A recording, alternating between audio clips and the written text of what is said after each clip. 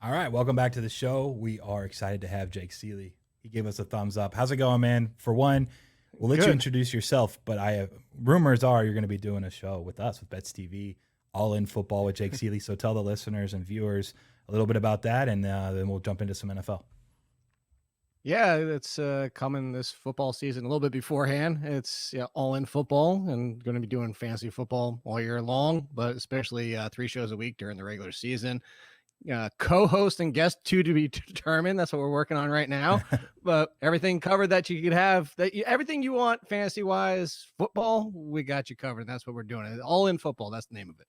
Perfect, man. So we're going to talk a little betting, season win totals. I know that you're looking at and eyeing going into the season.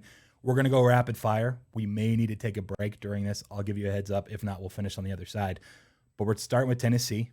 And I actually spoke to Pat Mayo earlier about the Titans. We're gonna run that tomorrow, but he had some intriguing insights.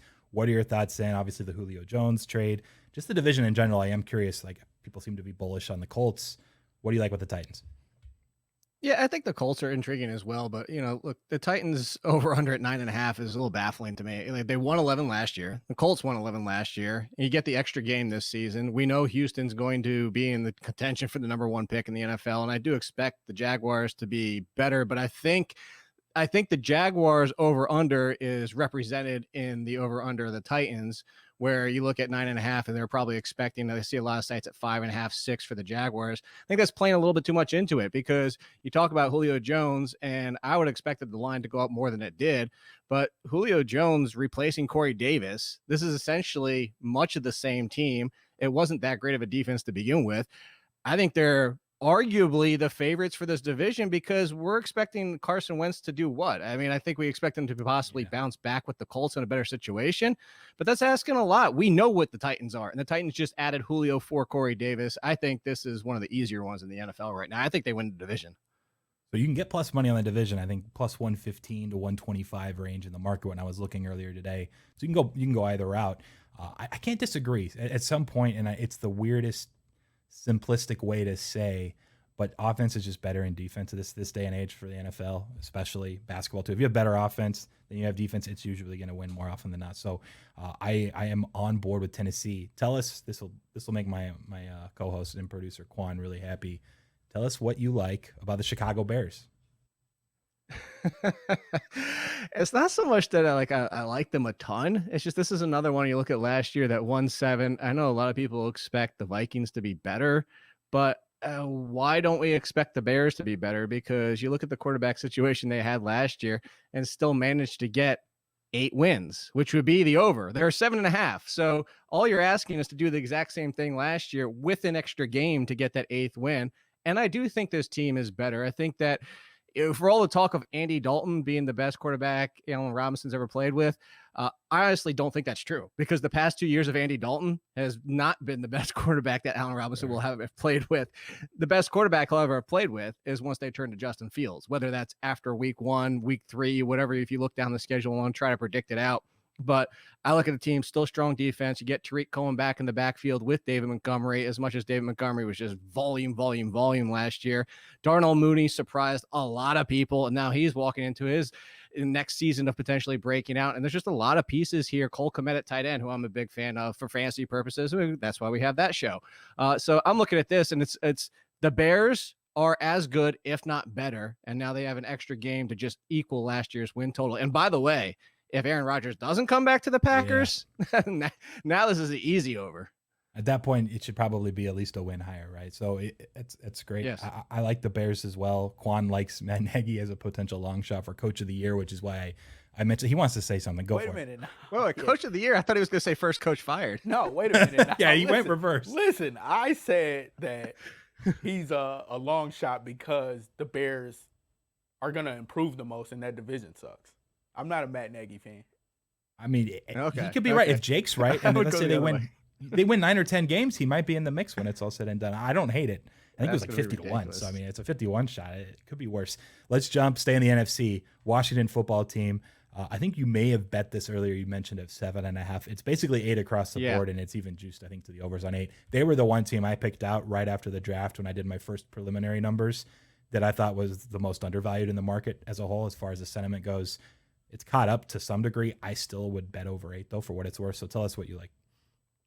Yeah, I'm the same way. I actually did the same thing you did, and then when they brought in Fitzpatrick, I hit him for the division, and then I took a long shot bet Nice. on winning the NFC. And it's just head into the Super Bowl, because here's what you said this earlier, and I don't disagree with you at all. Is today's NFL is more offense than defense, but the one thing the Washington football team has is arguably a top 5 defense, and that defense gets after the quarterback. That is a fact. This is not an argument. They were top 3 at quarterback pressure and quarterback pressure percentage, because you can look at it 2 different ways if you take the entire number or how often they create pressure. They just get after the quarterback, and nothing's going to change in that facet. So what did this team lack last year? Competent quarterback play and a second wide receiver. They addressed both, and they won the division despite having those issues last year at 7-9. Do I think Dallas is going to be a serious threat with Dak back?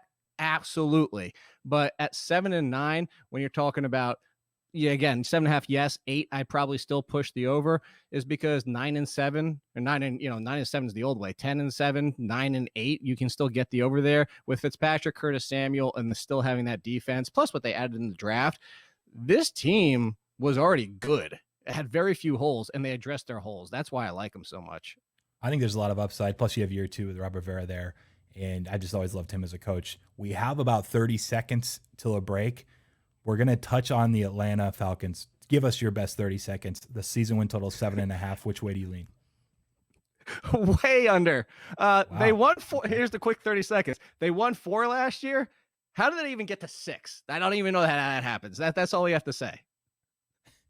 Well, the hope is the NFL is weird. There's obviously a little parity in the NFL, and you'll have teams that, like, how are they going to get to 6? We said that about the Miami Dolphins a couple of years ago, and I think they ended up actually winning 6. Fitzpatrick took over. Maybe it bodes well for Washington.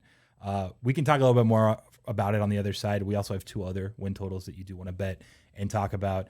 We'll do that in just a second. Thanks, Jake, for staying on board. 661-515-BETS is our number if you want to call and talk a little bit before we close the show at the end of the hour. We'll be back. Stay tuned. Welcome back, everybody, to Last Word Cheetah. Welcome back, Jake Ciely. We're going to talk a little bit more football. We talked about he likes Tennessee Titans over 9.5, the Bears over 7.5 wins, Washington over the 8, Atlanta under 7.5. I know we were running out of time before the break, but he said they only won 4. How do they even get to 6? We got 2 more we need to break down a little bit, especially because Quan's from Detroit and he's a Lions fan. I don't know if he agrees with you or not. I'm not going to give it away yet, but let's talk Buffalo first. I think they're one of the more intriguing teams. Is that next tier after the Chiefs and Buccaneers. I think they are the 3rd favorite when you go down most Super Bowl odds boards. What do you see in Buffalo, and what do you like as far as the season win total at 11? I mean, that's where we start. If you're going to tell me at worst top 5 as Super Bowl favorites, but as you just mentioned, most places is top 3, how are you telling me your over-under's 11? That just makes no sense. Even with like a 16-game schedule, should probably be 11.5, 12, maybe even 12.5. They just won 13 last year.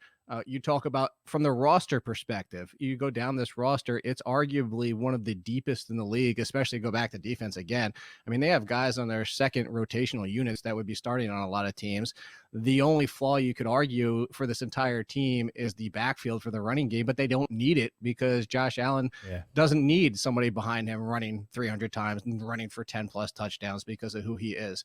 So again, similar to what we talked about with the Titans, maybe some of it's baked into saying New England bounces back. They still won 7 games, as much as I think a lot of people don't remember they won 7 games last year. So unless New England bounces back to 11 wins and the Dolphins take a step forward to 12 or 13, I don't see how the Buffalo doesn't easily get 11, potentially even back to 13 like last year, again, with the extra game. I like that one to some degree. It's hard to bet totals for me over that are double digits in the NFL. Granted, the extra game, sure. I would prefer, and you mentioned it at the end, to actually just bet the Dolphins under. That's where I actually prefer the edge. I think they were kind of, especially defensively, a little bit phony last year for a lot of it. They had a ton of turnover luck that went their way, and I'm not sure I can get behind Tua ultimately as their guy under center until we see it. And so I prefer to go Miami under within that division, but Buffalo over is at least somewhat correlated, so I can't disagree. Let's go Detroit. We have a few more minutes here. Tell us what you, I'm guessing, dislike about the Lions like everybody else.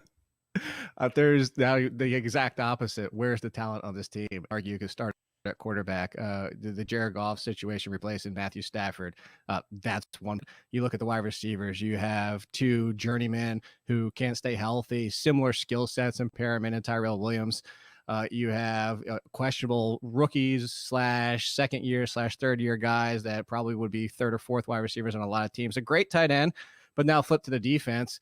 Outside of Okudah, there's a lack of talent. I mean, there's a few promising options, but I look at this team and heck, even take Rodgers out of the division. Winning 5 would be a little bit of surprise to me. I think we talked about earlier with the Texans, it's going to be a race between the Lions and the Texans for the number 1 pick. And I wouldn't be surprised if both of those teams win 2 or 3 max this year. So the Lions when I saw that, the Lions were actually one of the first ones I bet for the under. I smashed that under as soon as I saw it. So Quan is a Lions fan, and he has been talking up just how bad they are. And I'm trying to pretend like they might be good. He's like, I'm going to bet against them every week. Yeah. He likes the win total under 5. Let me ask you this trick question, putting you on the spot. You mentioned Aaron Rodgers. Maybe 3 wins for the Lions this season. If Aaron Rodgers was the quarterback for the Lions, how many wins do you think Detroit would get? That's a huge part of it, but that defense is just so atrocious. And Aaron Rodgers hasn't done the Tom Brady with a lot of his secondary wide receivers. It seems like he gets more mad with his secondary wide receivers than vault them up. Yeah, he just yells at them instead of like making them better. So I'll say I'd put him at 9-8. Okay, I can get behind that. Aaron Rodgers. Maybe he's a 4-win difference maker there. No, Quan says still no. I'm actually making him like hey, Jake, 5 or 6. We appreciate your time, man. Before you go, tell people where they can find you, where they can see your stuff. Yeah, at All In Kid is the easiest way. I tweet out everything. Like when I'm on the show with you, retweeted it over at The Athletic, all my articles and the projections and rankings coming out. And then, as I mentioned, All In Football. It's coming here soon. Beautiful, man. We appreciate your time. Thanks. Take it easy.